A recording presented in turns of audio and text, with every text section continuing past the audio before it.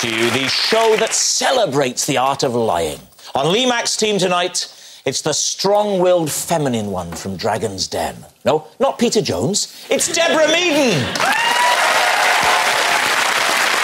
And the thinking woman stand-up, as long as that woman is thinking he looks like he needs a decent meal. It's Mark Watson. And on David Mitchell's team, the most famous man to come out of Ireland other than Bob Geldof. Bono, Liam Neeson, Spike Milligan, Pierce Brosnan, Terry Wogan, Jack Charlton, and that little fella with the long beard and the big hat. It's Patrick Kielty! And underground, overground, wombling free. We did offer him a car, but he insisted on making his own way. It's Bernard Cribbins! Well, we'll start, of course, with round one, Home Truths, where our panellists each read out a statement from the card in front of them. To make things harder, they've never seen the card before, so they've got no idea what they'll be faced with. It's up to the opposing team to sift the fact from the fiction, and Patrick Kielty is up first. Patrick, please reveal all. I once punched Muhammad Ali in the face. Wow. Blimey, O'Reilly. What, when? I would say, early 2004-ish. You punched Muhammad Ali? Right in the chops. Why? We were in a hotel room together and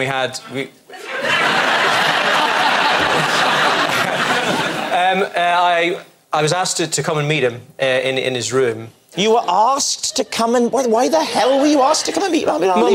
Muhammad wanted to meet me.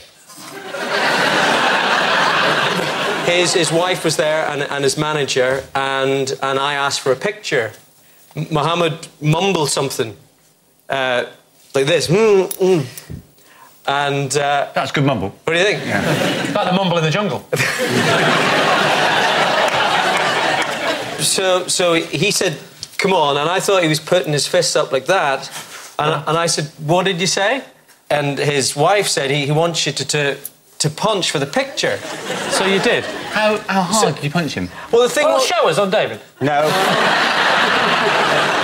David, this is never going to be said to you again in showbiz world. Yeah. Just for a minute, pretend you're Muhammad Ali. I thought he was going to lean back for... Yeah.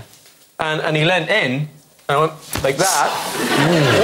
And dear. I caught him right in the nose. No. And there's a little bit of blood. Blood? No. Yeah, no, there was... And so what happened then? Did he ask for a rematch? I didn't hang around long enough. And where was the hotel? Yeah, whereabouts was the hotel? It was in Dublin. Have you ever fought with anyone before? You just look like you kind of... He looks a bit useful, doesn't he? Yeah, he did. You look like... The pretend punch on David was horrifyingly realistic, in fact, yeah. But that was all in my reaction, actually. Do you You've like done as boxing? much stage fighting as I have, you realise. What you mean is if you've been hit as much as I have, you know... I had to call it theatre. It was really the only way of getting through school. Right, Lee, it's a fanciful tale. I don't know. Does It could be. smack of truth for you? Deborah? I think it's a lie. It's the bit when... It's the blood trickling. It's the blood trick. It's the detail of the blood. It's either a brilliant lie or no, it's probably just a lie. OK, my team say lie, I say lie. It's a lie. OK. Patrick Kielty, were you telling the truth or were you telling a lie? True.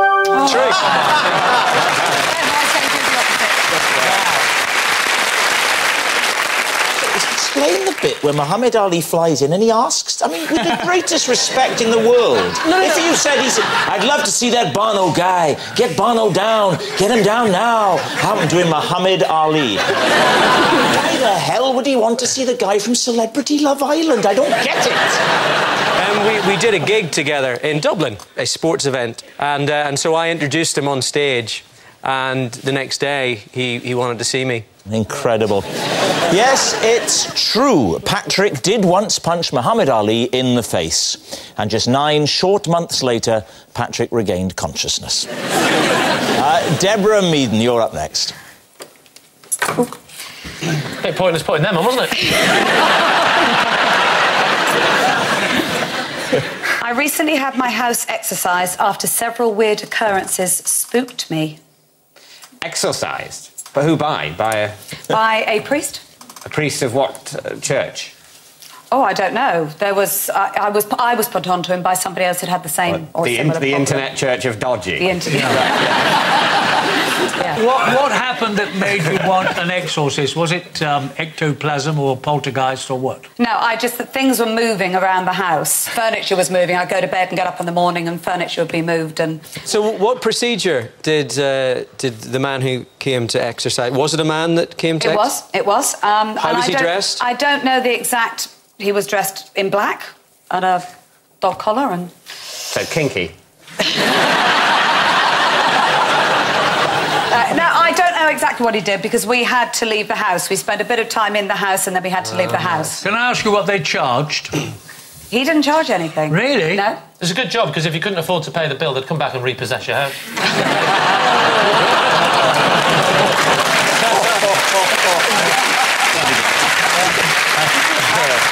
I'm not going to lie, I'm taking tomorrow off. I don't know whether I enjoyed the joke more or your look of pride.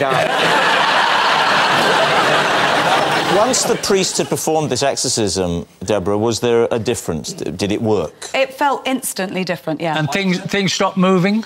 Things stopped moving? As the ghost left the house, did it just turn around and go, I'm out?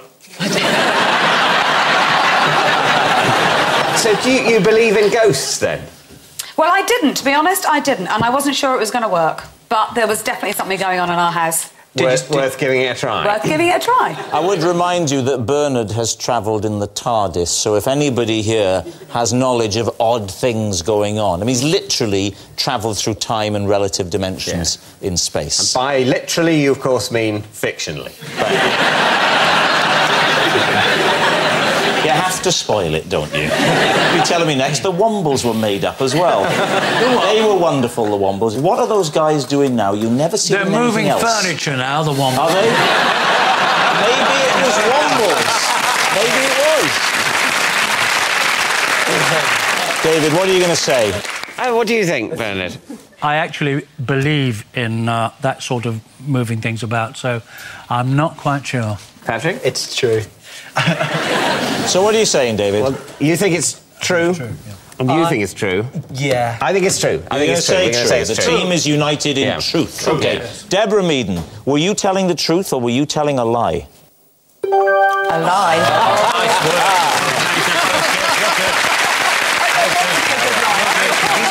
Yes. Deborah has not had her house exorcised after several weird occurrences.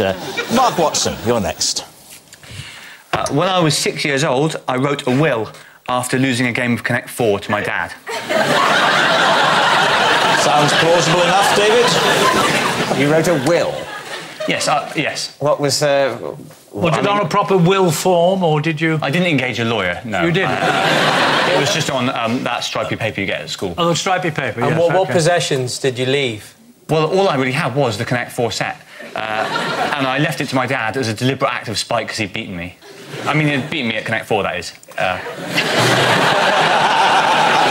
Can you remember how you phrased it in this will? So I think I began it, but because I've been beaten at Connect 4, there's no point in living anymore. I hereby leave my only cherished possession. I maybe had about sort of £10 or something. There were a couple of other things I think in the will, but there wasn't much to it. So what was it about this particular game of Connect 4? Were you used to beating your father at Connect 4? Well, I don't want to go into details because it brings back unhappy memories, and also people at home might not know the game, but without wanting to be too technical, he connected 4, and I sort of...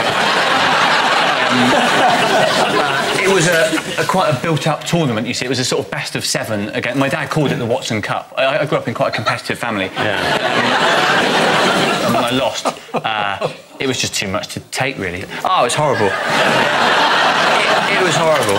So you lose at Connect 4, you throw a bit of a tantrum. Oh. Well, you call it a bit of a tantrum. I lost 4-3 from 3-1 up. Yeah, but presumably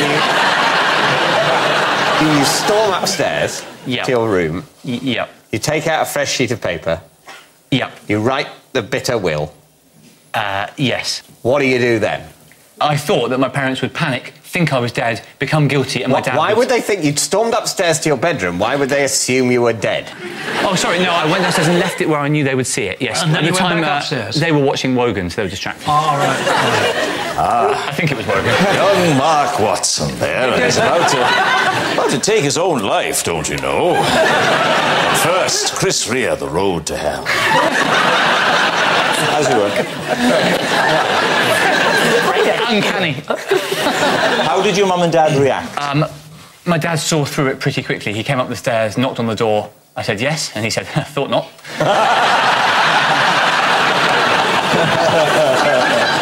All right, David, what do you think? I believe this. You believe it? Yes. Do you believe it? I believe it too. I believe it too. He's a very sensitive child. You can tell that even now. Yes. So, David, you're basically saying you think it's true. We'll say it's true. We believe him. Yeah. Mark Watson, truth or lie? It was... True, yes. Yes, it was true. When Mark was 6 years old, he wrote a will after losing a game of Connect 4 to his dad. Bernard Cribbins, you're next. Right. I once sold my wife's car, but told her it was stolen. Lee, what do you think? When was this? It was about 6 years ago. Well, quite recently. Oh, recently, yes. It's not like in the early days when you were hard up for cash. No. I was in a bit of strife with some gambling debts, and I could only do it by stealing the car and flogging it. I got three. Sorry, the studio for Jeremy Kyle's just next door. I think I got $3,500 for it. And how did you explain it to your wife? I told her it was stolen. I said it was outside, love. I don't know what's happened. Where's your car? You said bloody wombles. I'll take anything. Does your wife know now? No. So she will now when she watches the show. I won't let her watch this. Why, have you told the telly? No. Where's the telly? Stolen glasses. I shall make sure when this is transmitted that we're out of the house. Right, definitely, yes. The way you're going with your gambling, you might not have a house. I don't gamble anymore, you see. I mean, that taught me a lesson. That was it. Off. Finished, yeah. But we're trying to decide whether the esteemed actor and voiceover artist Bernard Cribbins is actually a gambler, a liar and a borderline crook, essentially. Yeah. It is not illegal to lie to your wife. No. What are you going to say, Lee? Is Bernard Cribbins telling the truth with this bizarre tale of his wife and the car? OK, what are we saying? A lie. I think it's a lie. A lie. And what you say, Mark? Yeah, I think it's a lie, because the alternative is that Cribbins has got a very dark past.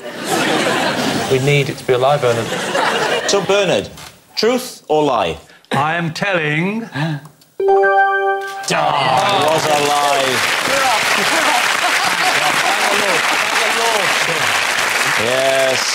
Bernard did not sell his wife's car and then tell her it was stolen. Bernard and his wife have developed an understanding over the years. He doesn't sell her cars, and she doesn't mention Carry On Columbus. So at the end of that round, we're even Stevens. It's 2 points apiece.